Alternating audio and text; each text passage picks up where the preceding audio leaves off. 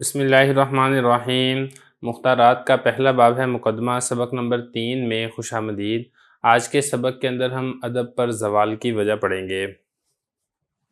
عبارت دیکھ لیں۔ ان هذه المحنة هو تسلط اصحاب الصناعة والتکلف على هذا الادب الذين يتخذونه حرفة وصناعة ويحتكرونه احتكارا ويتنافسون في تنميقه وتحبيره ليثبتوا به براعتهم وتفوقهم ويصلوا به إلى أغراضهم ويستمر ذلك ويستفحل حتى يصبح الأدب مقصورا عليهم مختصا بهم ويأتي على الناس زمان لا يفهم من كلمة الأدب إلا ما أثر عن هذه الطبقة من كلام مسموع وأدب تقليدي لا قوة فيه ولا روح ولا جدة فيه ولا طرافة ولا متعة فيه ولا لذة۔ ترجمہ دیکھ لیں۔ بے شک یہ آزمائش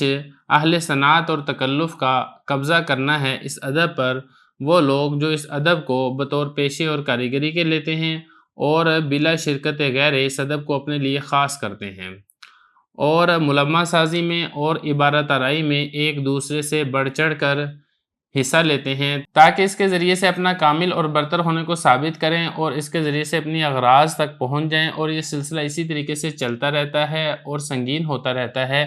یہاں تک کہ ادب انہی پر محدود ہو جاتا ہے اور انہی کے ساتھ خاص ہو جاتا ہے، یہاں تک کہ لوگوں پر ایک ایسا زمانہ آتا ہے کہ نہیں سمجھا جاتا ہے ادب کے کلمہ میں سے کوئی کلمہ مگر وہ جو اس طبقہ سے منقول ہوتا ہے، اس بناوٹی کلام میں سے اور ادب تقلیدی میں سے، جس میں نہ تو کوئی قوت ہوتی ہے اور نہ ہی اس میں روح ہوتی ہے اور نہ ہی اس میں کوئی جدت ہوتی ہے اور نہ ہی اس کے اندر کوئی نیا پن ہوتا ہے، نہ ہی اس میں کوئی نفع ہوتا ہے اور نہ ہی اس کے اندر کوئی لذت ہوتی ہے۔ عبارت ہو چکی ہے، ترجمہ ہو چکا ہے، اب چلتے ہیں اس کی لغوی صرفی تحقیق کی طرف۔ تو کچھ الفاظ ہیں جن کی لغوی صرفی تحقیق یہاں پر سمجھنی ضروری ہے۔ ان میں سے پہلا لفظ ہے تسلط۔ تسلط یہ باب تفاعل کا مصدر ہے اور اس کا مطلب ہوتا ہے کسی چیز پر قبضہ ہونا۔ اگلا لفظ دیکھیں صنعت۔ صنعت کہتے ہیں کاریگری کو۔ کوئی بھی شخص کسی کام کا کاریگر ہو تو جو اس کی کاریگری ہے اس کو صنعت کہا جاتا ہے۔ مثال کے طور پہ ایک بڑھئی ہے، کارپینٹر ہے جو کہ لکڑی کا کام جانتا ہے، تو لکڑی کا کام جو ہے اس کو کاریگری کہا جائے گا۔ آگے دیکھیں تکلف، یہ باب تفاعل کا مصدر ہے، اردو کے اندر اسی معنی کے اندر استعمال ہوتا ہے کہ کوئی کام بتکلف کرنا۔ اور اس کے بعد اگلا لفظ دیکھیں یتخذون۔ اتخذ یتخذ اتخاذ، باب افتعال کا یہ مصدر ہے اور اس کا مطلب ہوتا ہے کسی چیز کو بنانا، کسی چیز کے اندر داخل ہونا، کسی چیز کو شروع کرنا، یہ اس کا معنی ہوتا ہے۔ اس کے بعد اگلا لفظ دیکھیں حرفت۔ دیکھیں یہ حرفت وہی ہے جو ہم نے یہاں پر صنعت پڑھ لیا ہے، کاریگری کو ہی حرفت کہا جاتا ہے، کاریگری کو ہی صنعت کہا جاتا ہے۔ اگلا لفظ دیکھیں یحتکرون۔ یہ باب افتعال سے احتکر یحتکر احتکار، یہ اس کا اسی سے مضارع کا صیغہ ہے اور اس کا مطلب ہوتا ہے مہنگا بیچنے کے لیے کوئی چیز روک کر رکھنا۔ اور اس کے بعد اگلا لفظ دیکھیں یتنافسون۔ باب اس کا آتا ہے تفاعل، تنافس یتنافس تنافسا، اور اس کا مطلب ہوتا ہے مبالغہ کرنا، مقابلے کے اندر رغبت کو ظاہر کرنا، ایک دوسرے سے آگے بڑھنے میں رغبت ظاہر کرنا، یہ اس کے معنی آتے ہیں۔ اور اس کے بعد اگلا لفظ دیکھیں تنمیق۔ دیکھیں یہ باب تفعیل کا مصدر ہے اور اس کا مطلب ہوتا ہے نقش و نگار کر کے کسی چیز کو خوبصورت بنانا، کتاب کو خوبصورت کر کے لکھنا، یہ اس تنمیق کا مطلب ہے۔ بالکل اسی طریقے سے یہ تحبیر بھی ہے، اور تحبیر بھی بالکل ایسے ہی یہ باب تفعیل کا مصدر ہے اور اس کا معنی بھی یہی ہوتا ہے کسی چیز کو عمدہ بنانا۔ اگلا لفظ دیکھیں یثبتو، یہ باب افعال سے مضارع کا صیغہ ہے، اثبت یثبت، اس بات کسی چیز کو ثابت کرنا۔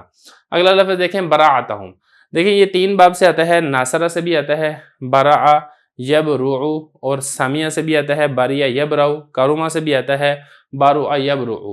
علم یا فضیلت کے اندر یا حسن و خوبصورتی کے اندر کامل ہونا، یہ اس کا معنی آتا ہے۔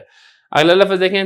تفوق، باب تفاعل کا یہ مصدر ہے اور یہ فوقیت یا اوپر ہونا یہ بتلانے کے لیے لفظ استعمال ہوتا ہے۔ یصلو، واصلہ یصلو، یہ مثال سے ہے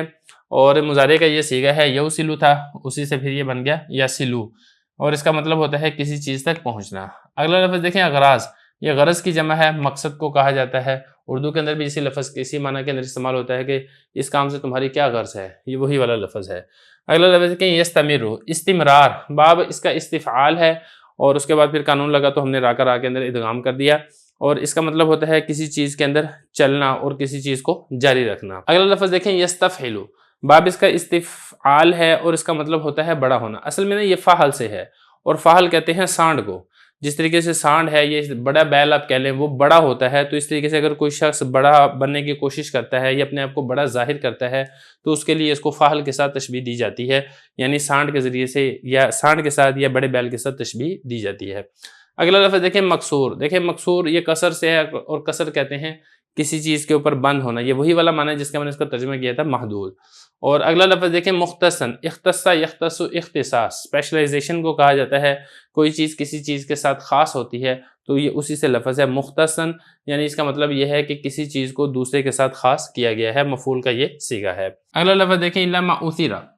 باب اس کا نصر آتا ہے آثر یاثر، اسی سے یہ ماضی مجہول کا صیغہ ہے، اثر واحد مذکر غائب کا، اور اس کا مطلب ہوتا ہے کسی کے نقش قدم پر چلنا، کسی کی پیروی کرنا، اور یہاں پر جو ہے کسی سے کوئی چیز منقول ہونا، یہ اس معنی کے اندر استعمال ہو رہا ہے۔ اس کے بعد اگلا لفظ دیکھیں مصنوع، صنع یصنع، باب اس کا فتح یفتح ہے، اسی سے اسم مفعول کا صیغہ ہے، کوئی چیز بنانا، اور مصنوع کا مطلب ہوگا بنائی ہوئی چیز یا بناوٹی چیز بھی اب اس کو کہہ سکتے ہیں۔ اگلا لفظ دیکھیں تقلیدی، یہ باب تفعیل کا مصدر ہے، تقلید بروزن تفعیل، پھر اس میں جو یا ہے یہ یا نسبت کی ہے، اور اس کا مطلب ہوتا ہے گلے کے اندر ہار ڈالنا، کوئی کام سپرد کرنا، یہ اس کا معنی کیا جاتا ہے۔ اگلا لفظ دیکھیں جدت، جدت نئے پن کو کہا جاتا ہے، اور اسی طریقے سے جو طرافت ہے باب اس کا کارومہ آتا ہے، اور اس کا مطلب بھی یہی ہوتا ہے نیا مال ہونا، کسی چیز کا نیا ہونا۔ اور اس کے بعد اگلا لفظ دیکھیں متع، متع کہتے ہیں نفع حاصل کرنا، فائدہ حاصل کرنا، اور لذت یہ اردو کے اندر بھی اسی معنی کے اندر استعمال ہوتا ہے۔ عبارت ہو چکی ہے، ترجمہ ہو چکا ہے، اب چلتے ہیں اس کی تشریح کی طرف۔ گزشتہ سبق کے اندر ہم نے یہ والی بات پڑھی تھی کہ کسی بھی زبان کا ادب ہو، اس کے اوپر ایک وقت آتا ہے کہ اس کے اوپر آزمائش آتی ہے، یا اسی طریقے سے آپ کہہ لیں کہ اس کے اوپر زوال آتا ہے۔ تو یہاں سے آج کے سبق کے اندر وہ جو زوال آتا ہے اس کی وجہ بیان کر رہے ہیں، فرما رہے ہیں کہ یہ جو زوال آتا ہے نا ادب پر، اس کی وجہ یہ ہے، یہ جو آزمائش آتی ہے اس کی وجہ یہ ہے کہ جو اہل صنعت اور اہل تکلف کا، بعض بتکلف لوگ ہوتے ہیں، بعض ایسے لوگ ہوتے ہیں جن کا یہ پیشہ ہوتا ہے، جن کے روزی روٹی کمانے کا ذریعہ ہوتا ہے ادب، ان کا تسلط اور قبضہ ہو جاتا ہے کسی بھی زبان کے ادب کے اوپر۔ تو وہ کیا کرتے ہیں، وہ یہ جو ادب ہے، ادب کو کیا بنا لیتے ہیں، اپنا ایک کاریگری بنا لیتے ہیں۔ جس طریقے سے کاریگر ہے نا، وہ اپنے کاریگری کے ذریعے سے یا اپنے ہنر کے ذریعے سے وہ روزی روٹی کماتا ہے،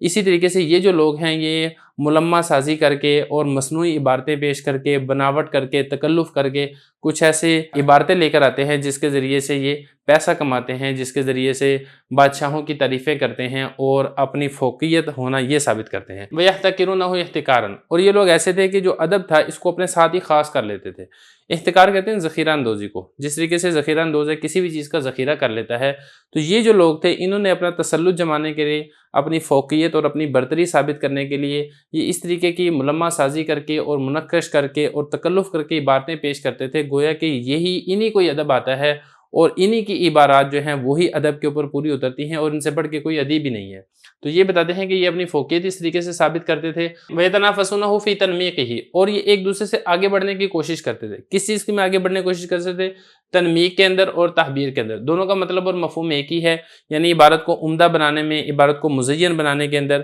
تو اس کے اندر وہ تکلف سے کام لیتے تھے، اور یہ اس طریقے سے عبارات ذکر کرتے تھے تاکہ وہ لوگوں سے آگے بڑھ جائیں اور لوگوں کے اوپر اپنی برتری اور اپنی فوقیت کو یہ ثابت کر دیں، اور جو ان کی اغراض مفاسد ہیں یہ اس تک یہ پہنچ جائیں۔ ان کی باطل اغراض تھیں کہ ہماری کتاب ہی یا ہماری تحریر ہی ادب کے اوپر پوری اترتی ہے، اور جو ہم نے بات کہہ دی ہے ادب کے بارے میں وہی سند کا درجہ رکھتی ہے، اور ہم سے بڑھ کے کوئی ادیب نہیں ہے۔ تو لہذا یہ اس باطل غرض تک پہنچنے کے لیے، اس فاسد غرض کو حاصل کرنے کے لیے یہ ملمہ سازی کر کے، تکلف کر کے، مزین اور منقش عبارتیں ذکر کرتے تھے، تحریریں اس طریقے سے لکھتے تھے تاکہ اپنی برتری اور فوقیت ثابت کر دیں۔ ویسے اور فرما رہے ہیں کہ یہ سلسلہ اسی طریقے سے چلتا رہا، اور یہ سلسلہ سنگین ہوتا رہا، یہاں تک کہ جو ادب تھا یہ ادب کے پوپ شمار ہونے لگے۔ ادب یہاں تک کہ موقع ایسا آ گیا کہ ادب انہی کے اوپر مقصور محدود ہو گیا، کہ ادب ہے تو صرف انہی کی تحریروں کے اندر ہے، ادب ہے تو صرف انہی کے کلام کے اندر ہے، ادب ہے تو صرف انہی کے ساتھ خاص ہے، یہی لوگ ادیب ہیں، ان سے بڑھ کے کوئی ادیب نہیں ہے۔ اور لوگوں پر ایک زمانہ ایسا آیا کہ پھر لوگ یہ سمجھنے لگے کہ ادب کا کلمہ تو وہی ہے جو ان جو باطل لوگ ہیں یا اسی طریقے سے جو یہ بتکلف ادیب بنے ہوئے ہیں انہی کا کلام ہی ادب کے اوپر پورا اترتا ہے، جو انہوں نے بات ذکر کی ہے وہی ادب ہے، ان کے علاوہ کسی کا کوئی کلام ادب نہیں ہے۔ یہ کہہ رہے ہیں کہ لوگوں پر ایک زمانہ ایسا آ گیا کہ ادب کا کلمہ صرف وہی سمجھا جاتا تھا جو اس طبقے سے منقول ہوتا تھا، جو ان کا مصنوعی کلام ہوتا تھا، بناوٹی کلام ہوتا تھا، ایسا کلام جس کے اندر کوئی قوت نہیں ہے، کوئی روح نہیں ہے، کوئی جدت نہیں ہے، کوئی تازگی نہیں ہے، کوئی لطف نہیں ہے، کوئی لذت نہیں ہے، بس ملمہ سازی کی ہوئی عبارتیں ہیں، مزین کی ہوئی عبارتیں ہیں اور بظاہر تکلف کر کے عمدہ بنائی ہوئی عبارتیں ہیں۔ لیکن جو ادب کے اندر ایک تازگی ہوتی ہے، ایک چاشنی ہوتی ہے، ایک لذت ہوتی ہے، ایک سرور ہوتا ہے، وہ ان کی تحریروں کے اندر نہیں ملتا تھا۔ لیکن یہ جو لوگ تھے انہوں نے اپنی فوقیت اور برتری ثابت کرنے کے لیے اس طرح کی تحریریں انہوں نے مارکیٹ کے اندر لے آئے تھے کہ جس کی وجہ سے یہی لوگ ہی ادیب شمار کیے جاتے تھے اور ان سے بڑھ کر کوئی ادیب شمار نہیں کیا جاتا تھا، حالانکہ جو ان کا کلام تھا، ان کی جو تحریریں تھیں وہ ادب کے اوپر پوری نہیں اترتی تھی۔